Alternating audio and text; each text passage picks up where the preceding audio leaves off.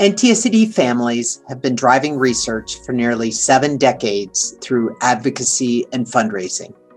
But perhaps families' greatest legacy is their ability to advance research through their active participation, whether it be through natural history studies, data collection and surveys, patient focus groups, FDA listening sessions, and now clinical trials. As we work towards a world where rare diseases are no longer fatal or debilitating, families hold the keys to unlocking the door to effective treatments for themselves and future generations. Families' participation in research is invaluable. Everything we do is in support of families and to find effective treatments.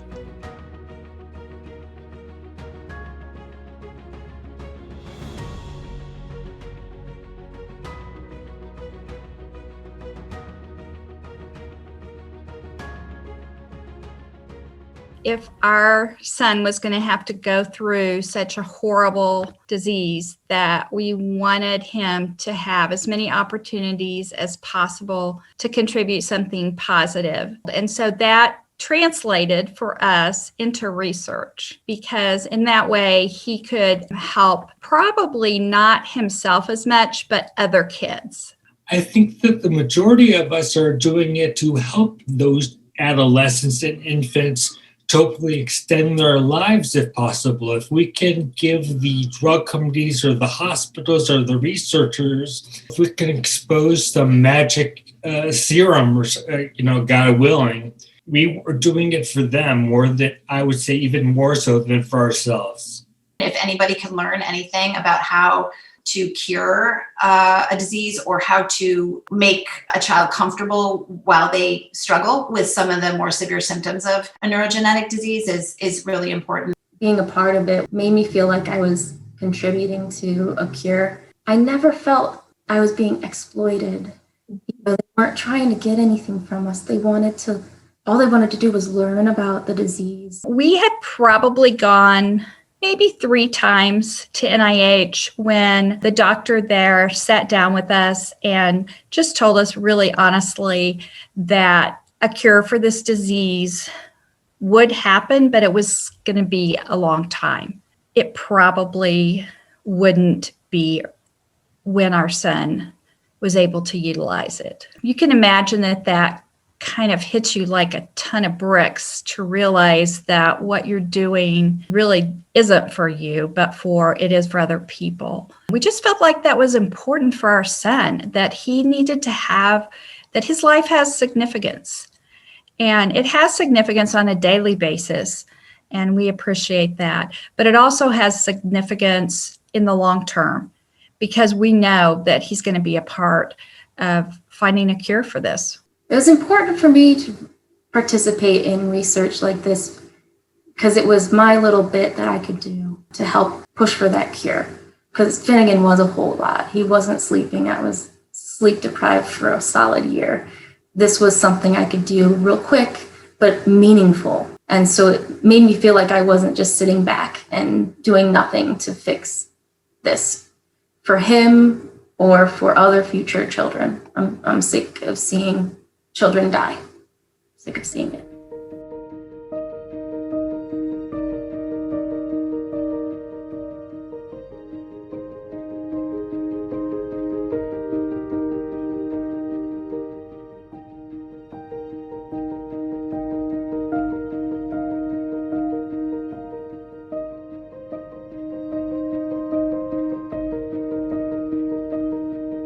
We've given blood samples, we've given urine samples, we've given tissue samples. We had to think a lot about the spinal fluid because it is a little bit more invasive test, but we chose to do that also. We've done a lot of x-rays that they've used for comparison factors with other children. A lot of things that sometimes seem kind of repetitive, but they really aren't in a disease that's progressive, because they are looking at and documenting over time what happens. And it's so important for them to know that. That's called the natural history of the disease. And they really can't come up with treatments or figure out how to gauge if those treatments are working unless they know what the natural history of the disease is. I went to Houston a couple of years ago and went to a focus group that was for parents that had lost children of Canavan disease. And it was, sort of like I like to say, like an oral history of the signs that you noticed before your child was diagnosed, the progression of his disease, what was helpful in accommodations that you made to make him comfortable. And some of the things that I've learned along the way with taking care of my son were from other parents. It's a wonderful way to share your child's story. And it's also, for me personally, a way to connect with Ben's memory and also be able to help other children that will have genetic diseases in the future. When Aparito had their wearable tracking devices that tracked our strides, that tracked our blood pressure, things like that we would actually throughout the day, we would self-report several times. And there was a collection of data that Aparito provided researchers with that was, I think, very helpful in some regard.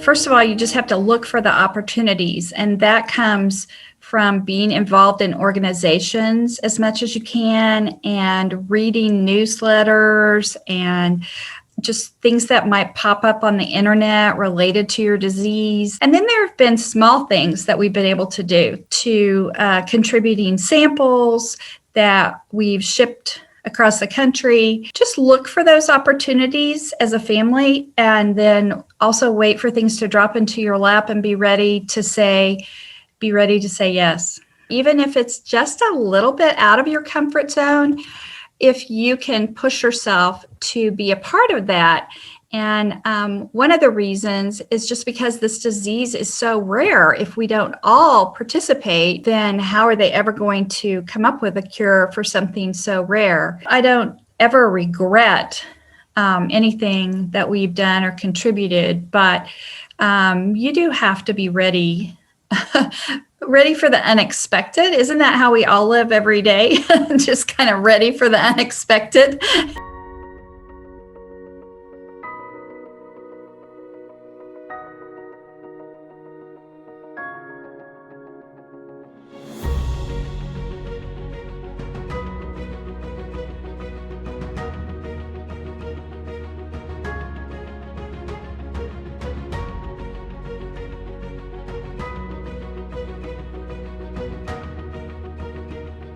So I was able to do something to help find a cure for Tay-Sachs, but on the same side of it, the 3 other parents that were involved in my group are the 3 people that I'm the closest to now.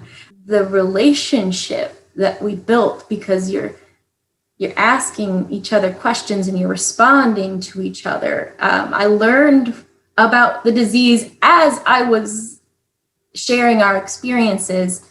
It may not have a big impact on what happens for our child, but we're really committed to contributing to research for other children. In the long run, when I look back on it, it's been a good and positive thing for the emotions in our family, and not just for myself or my son, but for our marriage and for our other children. I mean, they had to make some sacrifices. I think that that's been good for them. I feel like they have more compassion for other children, other families.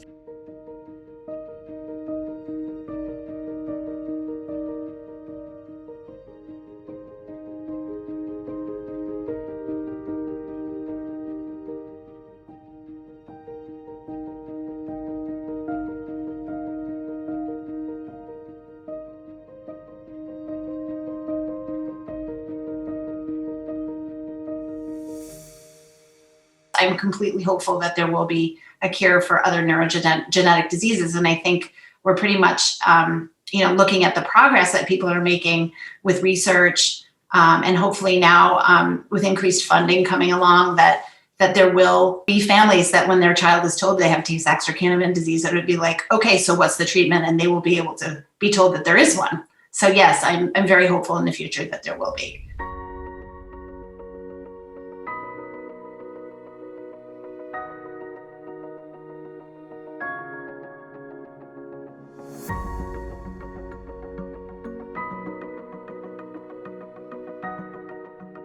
I think it's the most exciting time that it's ever been to be part of NTSAD or to be joining this journey, that we're closer than we've ever been to clinical trials, including having some ongoing, closer than we've ever been to having approved therapies, closer than we've ever been to having earlier diagnosis. And so I think it's a really exciting time